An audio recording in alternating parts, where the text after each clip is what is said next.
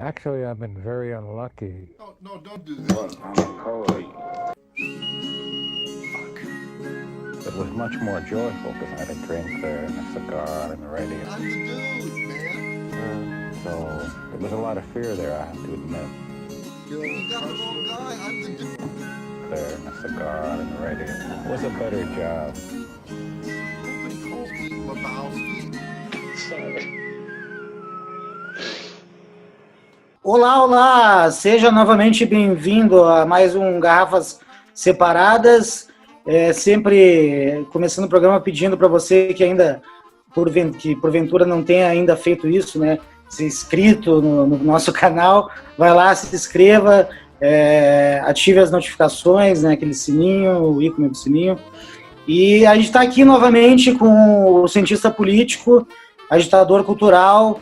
E o que mais? Qual que era o outro? Várias coisas. Então, estamos aqui com o grande Manuel de Souza Neto, e a gente estava falando no outro programa sobre a pandemia, enfim, as consequências, porém, a gente também falou muito sobre a crise econômica, né, global que tem acontecido aí, especialmente nas últimas décadas. Mas é isso. Primeiro eu queria dizer, seja novamente bem-vindo, Manuel. A gente agradece a sua presença aqui. Muito obrigado por estar aqui novamente com vocês. Seja bem-vindo, Manuel. Então, o Igor já deixou ali mais ou menos o tema em aberto, que é a economia. Porque antes da pandemia, antes da nossa crise aí que a gente está tendo, mundial, com o coronavírus, o Brasil já não apresentava ali bem das pernas, né? O crescimento muito fraco, né? As projeções de crescimento eram muito fracas. O dólar já estava chegando a R$5, então já não estava muito bem. Agora, com a pandemia, como é que vai ser? Depois da pandemia, como é que vai ser? Olha, é uma situação delicada que não vem de hoje. Existia um momento na nossa história em que a gente estava num crescimento muito bom na década passada. Um momento em que para as classes baixas, para a média, para os ricos, acho que estava interessante. Muita gente disse que foi o tal do acordão que o Lula fez, né, que é a conciliação de classes, e tinha investimento, coincidiu com a questão do pré-sal, os commodities estiveram em alta. O nosso país depende muito disso, né, do agronegócio, do minério. O petróleo começou também a render antes a gente não era nem autossuficiente. Conseguiu se acumular um capital de reservas bem interessante. Aqueles 380 bilhões, isso? Então a gente tinha 40 bilhões, alguma coisa assim no passado, e aí chegamos a 380, né? Eu acho que é Enfim, isso. então é uma coisa realmente interessante. A gente pode dizer que a gente estava num projeto de nação recuperando aquela imagem vira-lata que nos persegue, né, que o Nelson Rodrigues e tantos outros já comentaram, né, essa vira-latice do brasileiro. O Nelson Rodrigues cunhou o termo, né? E aí tem uma situação em que, de repente, tem gente que não está satisfeita porque tem preconceito, é um país com o seu período colonial jamais resolvido, isso está na alma de determinada faixa do povo. Sim. Nós temos uma classe média, como a Chauí já chamou de fascista, o Gessé Souza. Eu tendo a xingar muito mais, vocês que são amigos do Facebook e tal, sabem que eu xingo bem pior que eles, mas quando me pedem uma análise, eu reflito se é isso mesmo. Sim. Porque, na verdade, as histórias têm lados. Sim, claro. Não é tudo preto e branco, né? Claro, tem as cinza. Tem o cinza, tem várias cores, a coisa é complicada.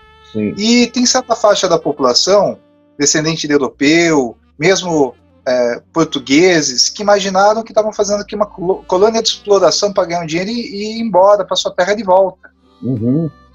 E na concepção de muitos deles, governo ou determinada população que eles não gostem por algum preconceito deles, atrapalha essa rentabilidade do que eles imaginavam que isso daqui daria. Isso daí persiste, esse tipo de vício, geração após geração, porque a gente nunca fez uma coisa de colocar o Brasil no divã. Então, essa tensão volta a explodir por causa de direitos sociais. Eu tenho uma brincadeira que eu falo para a Meg, a Iris, que é uma dessas articulistas de rede social, e que também trabalha com política. Ela me perguntou quando começou. Eu falei, bem, em 2010 a gente tem aquele mapa da guerra híbrida iniciando. Quando começa essa revolta verde e amarela, foi em junho de 2013. Eu sei, Manuel. Eu sei, Manuel. Momento que eu acho que ali começa. Sabe qual que é a aposta que eu fiz, que eu falei para ela, que eu acho que é quando caiu que esse pessoal explodiu? Quanto a tua versão? A minha versão foi aquele advogado que foi fotografado no aeroporto de pessoas reclamando porque parecia uma gentalha qualquer ali frequentando um lugar que era só da elite. Lembra disso? Eu acho que isso é um fator que realmente, para determinados grupos, incomodou. Eu li muitas coisas horríveis, preconceituosas. Mas, olha, eu acho que isso ainda não comoveu. Eu vou dizer qual que é o ponto de ruptura que dali para frente não voltou mais a coisa e a coisa desandou. Foi a Dilma tentar dar direito às domésticas. Porque isso explodiu a classe média. Daí veio aquela célebre frase do Paulo Guedes, né, que as domésticas estavam indo para Miami, daí o dólar tinha que subir um pouco por causa disso, né, lembra? Lembro. Anos depois agora, né, recentemente ele falou isso. Então, naquela pandemia, época, ela deu direitos, essas pessoas falando, puxa, mas agora a gente perdeu. Perdeu o quê? Vamos falar de um país colonial escravocrata. Aquele trabalhador em regime sem direitos, que mora no trabalho, que não só cuida da casa, mas ajuda até no trabalho da pessoa. Sim. No pequeno comércio, se tem uma padaria, se tem uma lojinha, eles pedem para fazer servicinhos, arrumar coisa, embalagem. Se tem uma banquinha de vender comidinha, essa faxineira que mora no trabalho era obrigada a ajudar eles, né? E ganhava um trabalho de escravo. O que rendia era uma escravidão. Então isso é uma extensão da escravidão. A gente tem vários filmes aí, Ilha das Flores, Quanto Vale o É por Quilo, tem livros também. Então nós temos aí uma série de análises para dizer isso. Então, eu recomendo, inclusive... Só um detalhe, o Quanto Vale é por Quilo, que é outra ótima dica de cinema. Que a gente vai e Ilha das Flores também, que é maravilhoso. O Ilha das Flores é o melhor curta já feito no Brasil. Já, exatamente, concordo com isso. Mas o Quanto Vale é por Quilo é muito interessante porque fala sobre a questão das ONGs, né? De como as ONGs acabam manipulando as pessoas para acreditar que elas estão fazendo bem, quando na verdade elas estão praticando atos super ilícitos, né, e com muita corrupção e tudo mais. Então, essa dica é bem importante. E que mostra essa coisa da tal da bondade ou da caridade brasileiro, e do outro lado o aspecto do trabalho, do preconceito, da continuidade da escravidão. Então são o paternalismo falso de um lado, por isso que eu citei, e do outro lado esse regime de escravidão que não acaba nunca, né? E quando a gente começa esse aquecimento, esse problema grave que aconteceu com a população começando a se desentender, vamos dizer assim, que acaba a conciliação de classes que o Lula tinha proposto, e os ricos ficando cada vez mais ricos, né? Mas a classe média e os pobres se desentendendo. E aí, nessa situação da nossa pequena burguesia, é que começam esses movimentos e cada vez mais apostas de quebra naquilo que a gente chama de uma política soma zero, que na teoria política quer dizer quando um lado quer tirar tudo do outro lado, do lado que perder, e que normalmente acaba em terra arrasada, né? A gente já até conversou sobre isso, é exemplo de guerras, né? Tem guerra que no final a nação está destruída, né? A Venezuela estão fazendo isso, a Síria fizeram isso, a Alemanha da Segunda Guerra aconteceu isso. Então são exemplos do que acontece quando essa tese vai levando aos extremos. Você citou, só um pouquinho, Igor, você citou a Síria e a Venezuela. Esses dois projetos de guerra de terra arrasada são estadunidenses. Você acha que o Brasil ele está na linha de fogo dos Estados Unidos para vamos dizer assim, para acabar de uma vez com nossa economia, roubar nosso petróleo, é isso mesmo? Olha, a resposta seria sim, definitivamente, e se me perguntasse se é um governo, se é o Estado, se é o Trump, daí eu teria que dizer não. É a nação inteira. Porque é uma questão mais complexa. Não, também não, o povo americano não é um povo ruim. Não, eu sei, tô brincando. É que nem pessoal de direita que odeia chinês sem saber quem são chineses. Eles também são pessoas boas, quer dizer, qual que é o problema? Né, os povos são iguais no mundo, são povos, são pessoas, né, de carne e osso. Mas então são grupos empresariais. É o que eles chamam de complexo militar industrial americano, né, alguns chamam de deep state e por aí vai. E lá dentro também tem suas correntes. Vamos lembrar que quem utiliza essas guerras coloridas, guerra híbrida, não é o grupo do Trump, são os democratas.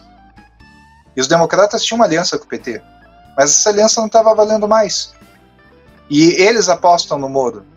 Então, na verdade, a gente fica pensando que o Moro é a turma do Trump e o Lula é outra turma. Não. A turma do Moro e a turma do Lula, ambas falavam com os democratas. E os democratas apontaram para o pessoal do PSDB, a turma do Moro e companhia, e disseram, não, agora vai ser ali. Não serve mais. Né, Dilma, por causa da China, por causa do BRICS. O Obama explorado bastante, né? O Obama teve aquele escândalo, né? E ele foi pego aí ouvindo as conversas aí da Dilma, da Merkel. Lembra daquela história? Sim. Como um democrata no filme do Oliver Stone, isso está muito bem descrito, como que ocorreu isso. Qual o projeto Prism. O projeto Prism, que na verdade essas coisas... aí, pessoal. O projeto Prism é uma coisa boa para vocês darem uma lida.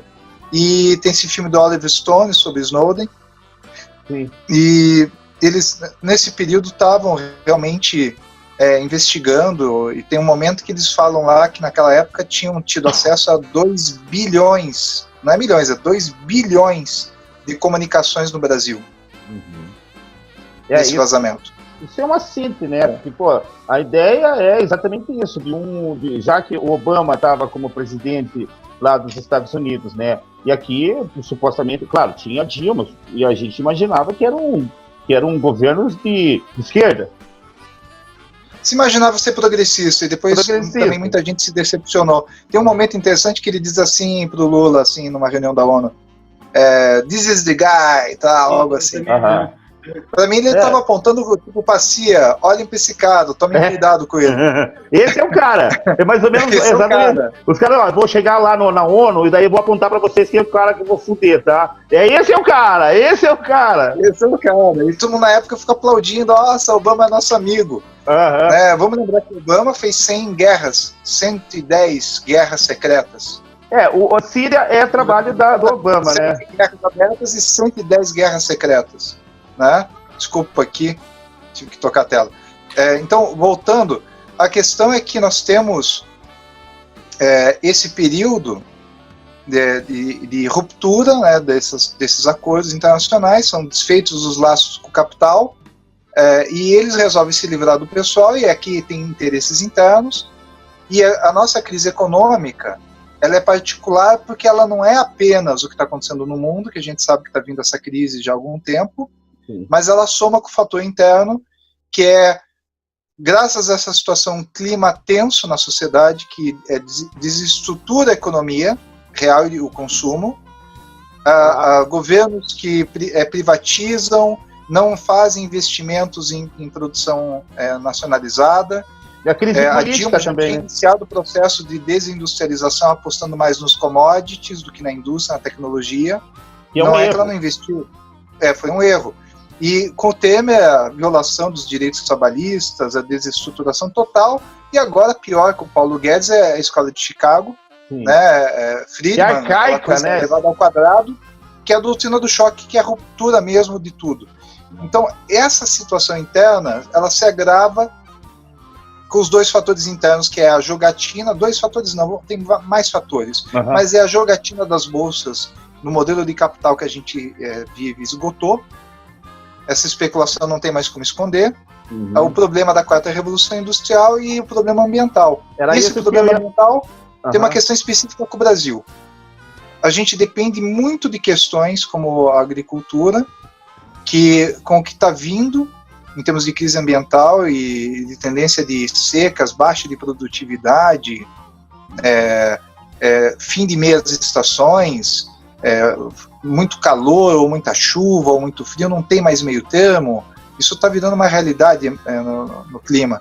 A tendência é que a gente vai ter ainda mais agravamento do nosso quadro, porque nós não temos uma outra matriz forte agora mais na economia. Então, a situação do Brasil, até aqui, claro, vamos explorar isso pós-pandemia, mas até o momento foi construído de uma maneira realmente muito delicada, em que a gente perdeu a aposta, o povo brasileiro jogou errado, a militância de esquerda também não soube jogar. Todo mundo errou. A classe média fez besteira, os ricos abraçaram projetos de extremistas, estão pagando o preço também.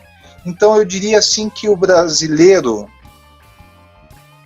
todo o povo brasileiro vai pagar um preço alto por responsabilidades gerais tomadas. Alguns grupos foram, além de tudo, burros, fizeram apostas mais equivocadas do que os outros.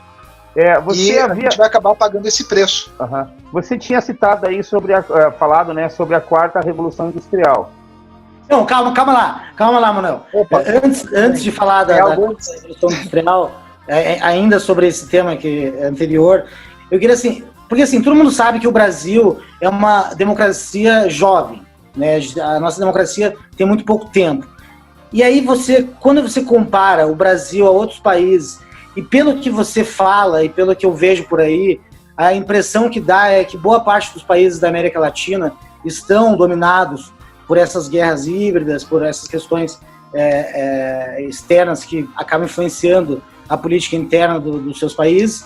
Mas a gente tem um exemplo, né, que é uma estatística, assim, o país mais democrático da América Latina é o Uruguai, né? E eu queria saber o que o Uruguai fez para sair desse jogo sujo que está sendo feito nos outros países da América Latina. Olha, eu não sou expert em Uruguai. Tampouco, eu nem me considero expert em América Latina. Eu tenho vários amigos que uns entendem bastante de China, outros de Arábia Saudita, outros dos Estados Unidos, né? Mas com o meu parco conhecimento disso, eu poderia dizer que alguns países interessam mais do que os outros e sofre mais quem tem mais alvo, né? A questão também envolve a questão de educação. Eu acho que a gente pode citar Carole Pattman, que a democracia ela não é verdadeira, ela inclusive é um conceito negativo, né? Política é a verdadeira democracia lá no quadro do Aristóteles, né? A democracia é o regime demagógico, é a deturpação do regime, é o pior, é aquele regime que é o popular na sua pior situação. Mas ela foi incorporada como um fator positivo. Hoje em dia ela é entendida como uma palavra positiva, mas a questão é que ela nunca se concretizou. A Pattman tem uma boa análise sobre isso, que o processo participativo é pedagógico, né? E na América do Sul nós temos muitas ditaduras e muita experiência autoritária. Então é um local muito suscetível a pioras, a retrocessos, a autoritarismos. Então me parece que talvez alguns povos, quando são um pouco menores, um pouco mais unidos, conseguem dialogar melhor. Exatamente isso, menor, né, mais unido. Tem uma percepção melhor da sua própria história. Sim. Por exemplo, Portugal, eu tenho muitos amigos portugueses e eles sempre me colocam essa situação de que se alguém fala assim, o político tal é melhor, aquele ali vem agora com uma onda muito melhor, né, por exemplo, uma onda de extrema-direita, como está acontecendo no Brasil, vai salvar, alguém já fala assim, que salvar o quê? Vem trazer mais alguma coisa negra, vai nos trazer a peste. Eles já descontam em cima, eles não têm dúvida que não tem que confiar em político. Porque eles já foram abandonados lá pelo Dom João, que fugiu para o Brasil e deixou eles sozinhos com o Napoleão. Então, quem tem mais noção da própria história, né, e é um pouco mais unido enquanto o povo, consegue se entender melhor. O Brasil, ele é um país complicado, né, tem muita diversidade, né, tipo uma Índia. É mais fácil a gente se comparar com a Índia no mundo. Mas lá é essa cidade de castas. E quem diz que aqui não é de castas? Porque não tem nome, casta, não é de castas, né? Lá muita diversidade, muitas religiões, né? Diz que é cristão, mas o cara segue mais 2 religiões além da cristã, né? Então, macumbeiro. O cara é macumbeiro, gosta de espiritismo, é católico, mas ele lê também Paulo Coelho, vai em qualquer onda. Negócio de astrologia. Parece eu. Beleza. Então, isso daqui é muito suscetível, né, por causa dessa diversidade e a fracionamento, né, também a coisa das fake news, a falta de educação. Aliás, a gente podia complementar a coisa das fake news que a gente falou no último bate-papo, né? Então, essa coisa da mídia, né? Porque eu acho que o papel da mídia no Brasil tem muito a ver com isso também. Vamos dar exemplo. A nossa mídia sempre teve muito investimento estrangeiro, muita companhia americana. A própria Globo já foi criada com investimento estrangeiro da TV, né? O jornal. Agora, a CNN Brasil, né, que tá todo mundo falando bastante. A CNN. A CNN Brasil agora também. CNN agora, então são investimentos estrangeiros nessas companhias, em Bandeirantes, em Transamérica, em Jovem Pan, Rede Globo, jornais. E no Brasil esse regime de concessão, né, política, o cara para ter o veículo tem que ter uma concessão, são os barões da mídia. A questão... Eles ganham, e aí eles têm acordos internacionais de propina com música estrangeira, com editores, mas eles têm que seguir essa linha do discurso liberal. Então, o brasileiro é extremamente desinformado.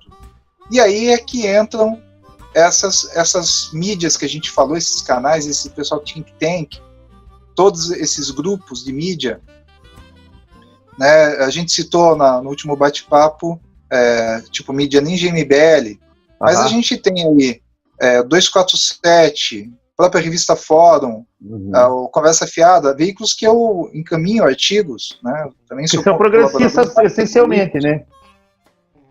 Recebem algum tipo de recurso de alguém. Sim. Nós temos esse monte de colunista de direita que de uma hora para outra um bando de falido apareceu, né?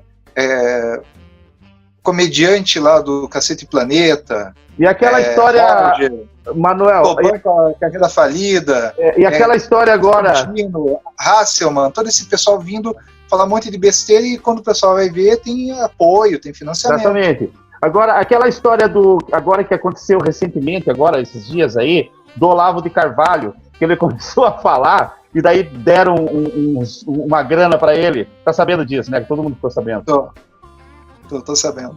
Então, e é isso, daí veio uma chantagem. O cara do Revoltados Online também chantageou, disse que ia contar tudo. Sim. E na esquerda tem essas divisões, porque também tem mídia, também algumas têm recurso, e não se pode discutir, por exemplo, essa coisa da Open Society que a gente está discutindo, Jorge Soros, financiamento de movimentos, Marcha da Liberdade, Marcha da Maconha, Marcha das Vadias, movimentos horizontais identitários, porque já te demonizam. Só que a realidade é que todo mundo sabe a origem desse tipo de financiamento e que ele não é de esquerda. Ele joga para a Bolsa de Valores, são especuladores da Bolsa que quebram as nações. E aí entra também esse contexto, que a gente também já tinha conversado, por exemplo, o Intercept.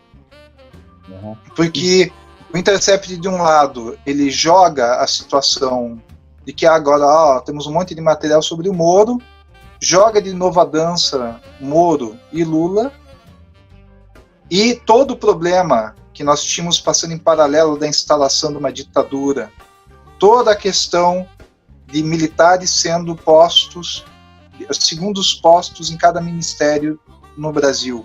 Todos os ministérios, o segundo da hierarquia é um militar desde o Temer. Toda a questão de previdência, a questão do petróleo, a questão da soberania, a esquerda não discutia. Então eu me pergunto se essas operações não fazem parte daquilo que a gente conversou anteriormente na primeira conversa, que é a teoria lá das tesouras. Sim. Né? Porque eles acabam sendo operações. Até quem denuncia isso, por exemplo, eu dei entrevista para o Duplo Expresso. Para mim, eles são charlatões. Entendeu? Eu dei entrevista lá, mas depois eu fiquei pensando, olhando o canal, eles só ficavam falando da briga do Pimenta, ficavam discutindo o PT internamente e tal, Sim. e um monte de especulação e não provavam nada. Eu parei para pensar um dia, eles falam da teoria da tesoura, eles falam da guerra híbrida, eu ensinei para eles, né? Eles não sabiam nada sobre o que era esse negócio. E eles sabem a versão do Pepe Escobar sobre Oriente Médio. O Pepe Escobar mesmo fala que não estudou Brasil. Não foi a campo no Brasil como eu fui dentro dos movimentos investigar. Eu entrei nas redes, foi um trabalho de campo. São 440 mil arquivos digitais gerados sobre esse estudo.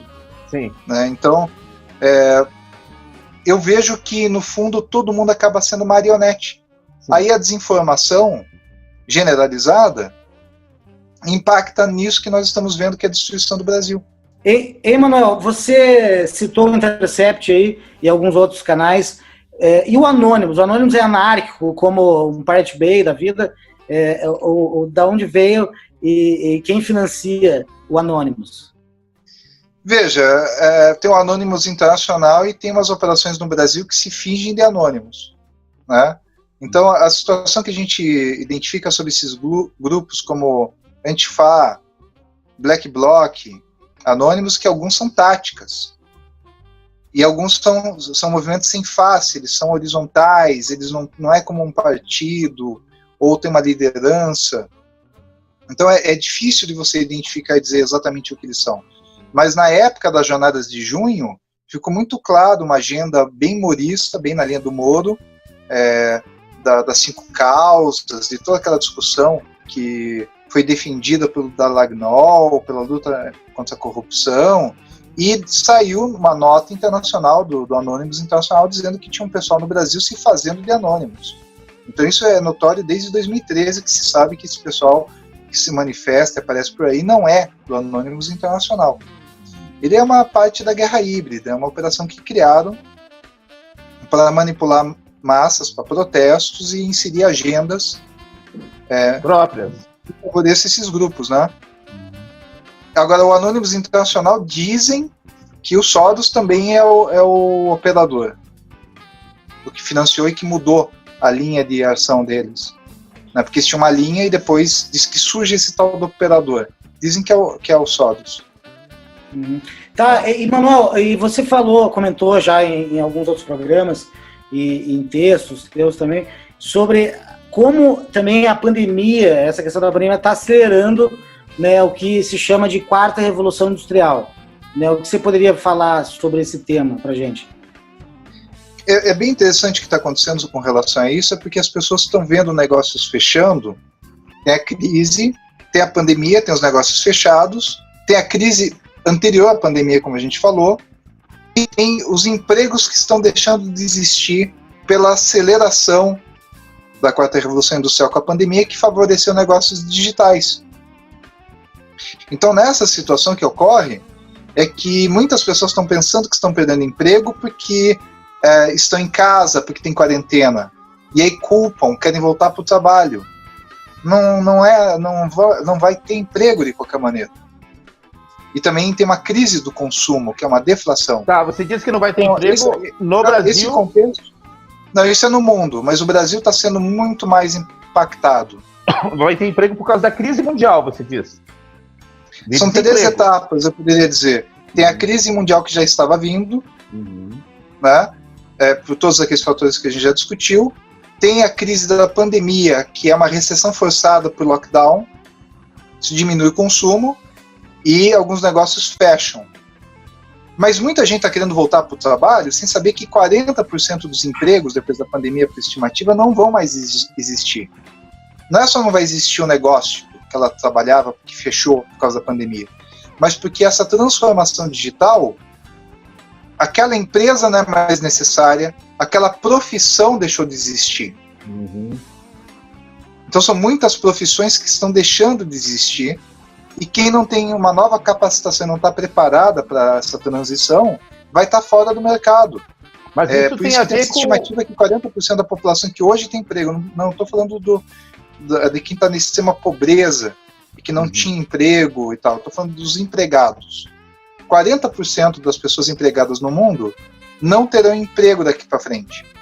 Aqueles empregos não existem mais. Mas Isso não foi por causa da pandemia. Sim, Mas a questão coincidência da tecnológica pandemia... também, né? Como? Por questões tecnológicas também, né? Exatamente. Então, a pandemia, ela acelerou um processo que já estava em andamento. A quarta revolução industrial já estava acontecendo. Sim. Se imaginava que 2 anos, Já se uma falava fase, sobre 10 isso anos bastante. outra. E junto com isso o 5G. Aliás, o 5G tem a ver com a pandemia também. Porque o 5G, a quarta revolução industrial, tem essa coisa que o 5G transmite a doença, né? O pessoal diz. É uma besteira. Uns boatos ridículos, tal. Veja, a radiação, ela está numa faixa de onda que para mim é preocupante. A radiação dela. Vamos falar de frequência, notas, cores, notas musicais, frequência de rádio, isso tudo está em sintonia, são coisas semelhantes. Então, ondas, né? Campo, são ondas. O 5G está numa onda que é nociva, na minha opinião. Mas isso tem a ver com...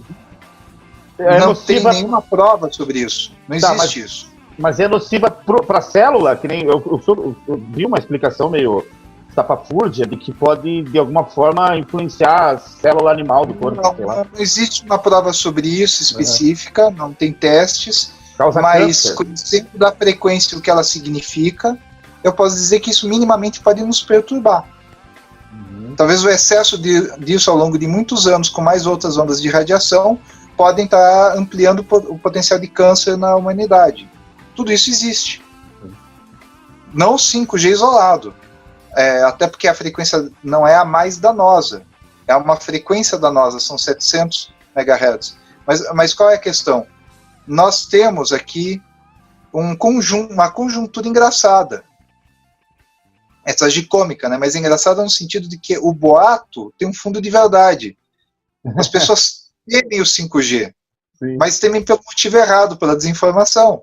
Na verdade, o 5G vai acelerar o EAD, ensino à distância, a medicina à distância, o trabalho remoto, tudo vai ser mais interativo, a internet das coisas vai ficar potencializada, a integração de máquinas e robôs trabalhando em conjunto com inteligência artificial, já está sendo testado pela Amazon e pela China também, de entregas ao mesmo tempo de vários bots, que são drones que vão entregar compras, isso vai tirar o emprego também dos entregadores, os carros remotos, que não tem piloto também. Bom, o 5G veio trazer, então, essa revolução industrial. Essa fase do 5G com a quarta revolução industrial foi acelerada pela pandemia. Então, quando a pessoa teme a pandemia com o 5G, ela tem que realmente temer isso. Só que não é desconhecido, né? Boatos que ela está ouvindo. É porque não vai ter emprego depois. Exatamente. Isso é que ela tem que temer. Ela tem que entender que a tecnologia que está sendo implantada é extremamente nocivo para quem não conseguir acompanhar. E as pessoas que não deterem as capacidades cognitivas e técnicas depois dessa pandemia vão estar desempregados. Vai restar para elas, quando muito, auxílio de governos ou e trabalhar com alguma coisa que é muito manual, artesanal, ou permacultura, ou produção orgânica de alimentos. E o que todo mundo vai virar artista. Todo mundo vai virar artista, vai virar pintor, desenhista. Tomara, se realmente vier essa renda universal, tem muita gente que acata ganhar pouco, tem uma vida bem econômica, simples, muitas vezes até quase miserável, mas tendo como comer, tendo como morar, e tem uma vida de artista. Mas tem gente que não é artista, não tem talento para uma vida, às vezes, de poeta. Lúdica. E doente, com pneumonia, sempre, aquela coisa de ter uma certa beleza, uma áurea, né, da doença na arte, né? Ter uma vida desgracida como o do Bukowski, né, alguma coisa do tipo, né? Depois ele até deu uma grana, né? Ficou famoso. Bem, pessoal, então chegamos já ao finalzinho do programa, né, especialíssimo, com a presença ilustre aí do Manuel de Souza Neto, cientista político aí que nos ajudou a entender um pouco mais sobre essa crise e essa tal quarta revolução industrial que está vindo com tudo aí, acelerada pela pandemia. Então, queria te agradecer mais uma vez, Manuel. Queria que você, se você quiser deixar alguma rede social para que o pessoal... Primeiro, eu queria agradecer vai também ter... vocês aí, o pessoal que está assistindo também. Prazer de novo conversar com vocês. Eu estou lá no Facebook como Manuel J. de Souza Neto, mas em outras redes, LinkedIn também. E estamos também com essa rede ligada ao Museu do Som Independente, que a gente tem esse projeto de música paranaense, né? É um museu. E junto com essa rede também o Observatório da Cultura, que é uma rede de projetos, difundindo ideias na cultura, as conexões com o museu, e discussões interessantes aí no campo da cultura, das artes, da música. Uhum. E sempre que vocês quiserem bater um papo, pode ser mais bem-humorado, pode ser desmistificar teorias conspiratórias ou reafirmá-las, né? E debates aí mais sérios também, podem contar comigo. É isso aí, pessoal. Então. Não se esqueçam de se inscrever no canal. Valeu, até a próxima. Você tá sem copo Tchau, aí? tchau. Valeu, tô aqui na aguinha. Tchau, tchau, Manuel. Valeu. Obrigado, hein?